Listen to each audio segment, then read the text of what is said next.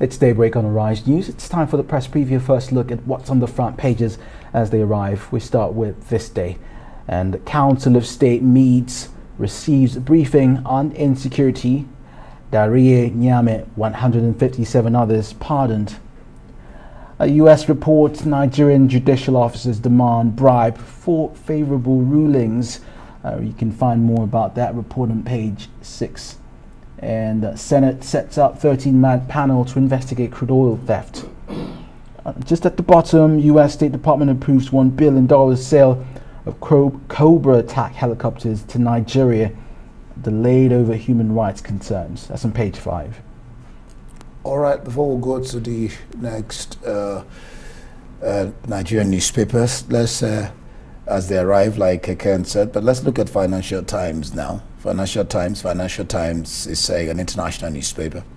Financial Times, Russian menace edges Finland and Sweden closer to NATO entry. I think we did take this yesterday, but what is happening in Russia and in Ukraine is edging Finland and Sweden closer to NATO entry. That means they want to belong to NATO in case of the future. Ken. Let's take a look at the Nation newspaper. The Nation experts, economy will sink further with 4 trillion naira subsidy. At the top says Anyim Obi consult Okowa in Asaba. Buhari, Lawan, Tinubu urge hope at Easter. APC National Executive Committee to meet on Tuesday. All right. Can we have the Nigerian Tribune on the screen? All right. NAS approves 4 trillion naira as in the 2022 revised budget. NAS, National Assembly, approves 4 trillion naira for fuel subsidy. That's what is there. And Plateau attack, we have buried 106 people so far. That is coming from the LG chairman. Government kill INEC officials in Imo during voter registration exercise. What a pity. We'll go to the next paper. And the next one here, we've got the Punch newspaper. US approves 1 billion naira attack helicopters, others for Nigeria. Buhari meets service chiefs. Federal government fixes April 2023 for first census in 17 years. 4 trillion naira petrol subsidy will kill the economy. That's according to experts. And families of kidnapped Kaduna train passengers groan, appeal to bandits. We have another national newspaper, all right, the Times. Prime Minister wants first Rwandan migrant flights in weeks. We just said something like that in our story, in our major stories. Prime Minister wants first Rwandan migrant flights in weeks. The next paper, we've got The Guardian. Rwanda asylum seekers plan branded inhumane. All right. Patel faces a legal battle over cruel Rwanda plan. And for the press preview, let's bring in Emmanuel Bello. Good to see you, Emmanuel Bello. All the papers are reporting this headline, and that's the one on the front of the Tribune newspaper. National Assembly approves 4 trillion naira for fuel subsidy, but experts are worried that it will tank the economy. Emmanuel. Good morning, Kenneth. Good Friday. But of course, some of the news are not so palatable and not good. And apart from the big story of the pardon, which I think we are coming to, yes, the story of subsidies and the crisis that those subsidies increase in those subsidies, figures, and the hardship that they call. Expert have been in agreements for a very long time, and subsidy rhetoric out there. The amount can be jacked to 4 trillion. A word that does not even, you can't even say that in any of the Nigerian languages anyway. But this is what Nigerians are going to face. And there are people who say that this will do nothing but hurt the ordinary person. Even those who support subsidies say that, look, that's the best way to go. But a lot of experts, a lot of people are of the agreement that no, these subsidies should go, that no one is benefiting. In most cases, it puts more money in the hands of governors, for instance, and and other people, but that it doesn't really translate into better life for people, does not translate into anything. It's just more borrowing and the crisis of those subsidies. So this, throughout this year, we've struggled with that. Remember that the budget was initially not supposed to reflect these subsidies, but of course, the Minister of Finance came back and said, look, considering global challenges, considering all sorts of things, emergencies around the world, the crisis of COVID, which we're just coming out from, that we have to have a subsidy regime all the same. And so that's where we are now. And the initial amount has been jacked to this, to 4 trillion with NAS, National Assembly support.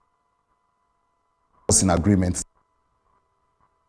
they say that subsidies don't benefit anyone, and that at the end of the day, these payments will only, put, benefit those, some few people at the expense of the larger Nigerian people. So that's what this story is just lamenting about. Well, Emmanuel, it's interesting that U.S. has approved $1 billion attack helicopters, others for Nigeria. And Buhari will be meeting the service chiefs. Of course, that was the talk yesterday at the Council of State meeting in the Aso Villa. Now, the writers here insist Nigerian military must undergo human rights related training. And PDP knocks APC over killings, kidnappings, says ruling party has failed. Could this be what will help this insecurity problem get solved? I don't know, but as we tell you that it takes more than this to deal with the kind of crisis we're talking about, because like we said yesterday, some of these crises are endemic, and especially with the charges of collusion that you keep hearing. Those who paid to protect us are actually colluding with the bad guys. So that's not something that more arms can deal with. That is a problem on its own altogether. But yes, in terms of armament, in terms of weaponry, in terms of the technology you need to fight decisively what we're talking about, this is not too bad. This is a good push. And you know that the US has actually dilly-dallied with this because of the Biden policy on not arming authoritarian regimes around the world. They don't just sell arms to countries because they have to be very sure that there won't be human rights abuse.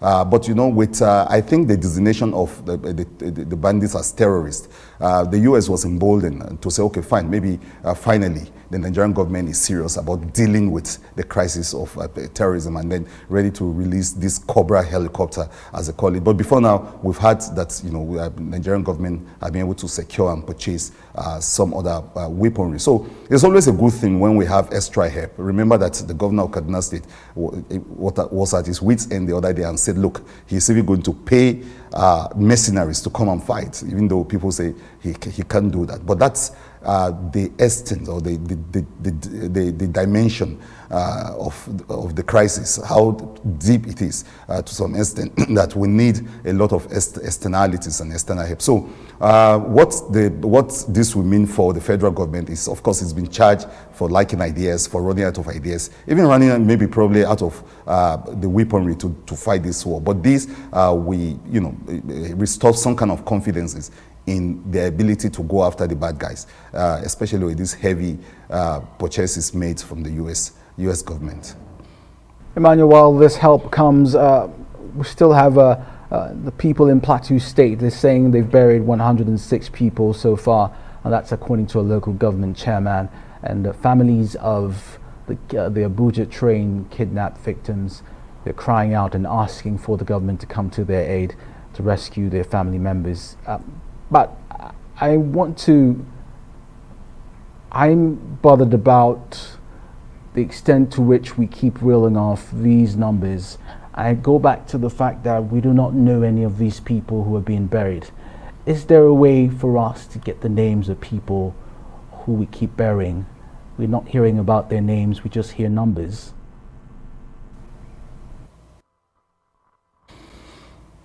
Yes, well, we talked about this yesterday, that, and you're right, but numbers, these are individuals, people, and beyond this, beyond the data, beyond the number, are real grieving people. And you're right, we need to put some kind of human face on this, and so that people will get the import of what is going on, especially now that the US is even claiming that in a report that's been reported in this day, and I think one other newspaper reporting that a US document has really indicted to some extent the way, the war on terror, in very graphic details, coming out with statistics. That report was really damning. It shows that serious numbers are involved.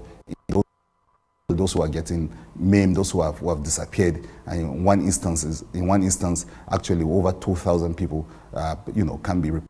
And some of the crises, not just in the northeast of this country or the northwest, but like even one of the stories that was reported yesterday, with armed bandits, they call themselves unknown gunmen in the southeast, raining terror. Yesterday, to the extent of killing an INEC officer in a place where people were just trying to get a PVC, where they are probably going to vote in a better government than the ones that those who are the armed bandits again. So that report sums it up as Kenneth, some of the fears and concerns that you're having around the problem of terrorism, the problem of attack, bandits, kidnapping,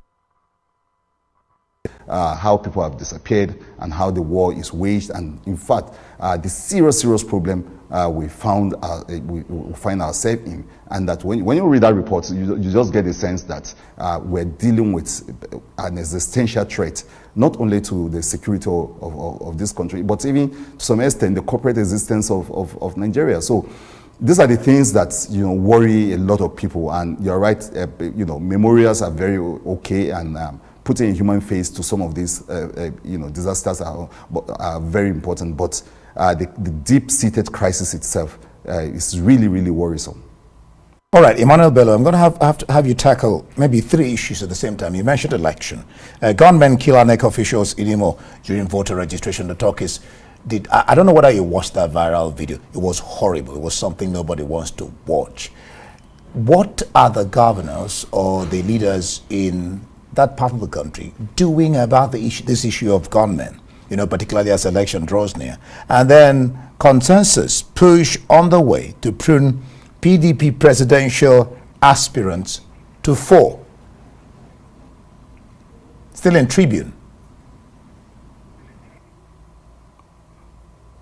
Yes, you're right. I saw the video. I think a lot of people watch it, and if you had watched it in the night, probably you're going to be haunted by that video all through the night, and especially with a baby crying in the background. I mean, it's just hard to watch. But then it's the reality that the Southeast is come to live with. And when you hear what those gunmen were saying, they were like, "We don't want elections. We told you we're serious and everything." And you begin to get the sense of the disconnect between reality and what some of these people are talking about. And you spoke about the governors. You're right. The onus is on them. Soludo is already the governor of Anambra State is already talking about some form of understanding between himself and the separatist movement. Always say that he's going to find an intricate way to work with them. And as we go into the elections, the talk of Igbo presidency is becoming very, the call is becoming very strident. But that is also hampered by images like this. When you hear people say that even people cannot collect PVC, those PVC will help in any kind of elections. Will help in bringing the power, if power is going to shift to the Southeast. And so those are the kind of things that the leaders, the Igbo leaders, will have to put together and find a way of talking to people if they can. Already the governor of Anambra State is saying that that is what he intends to what looks like complete nonsense. And yes, the PDP thinking of pruning down those presidential hopefuls. But that probably will also help them, especially now that the APC is meeting next week to decide on where to the presidency and also focus on the issue of getting a candidate for the party. So the PDP will help itself by getting its act together, because the APC is ready. The APC seems to be a bit more on ground on what to do about zoning. PDP not so much on ground over that, especially now that like you noted, the issue of consensus seems to be dividing the rank of the opposition party. Thank you for your take this morning, Manuel Bello.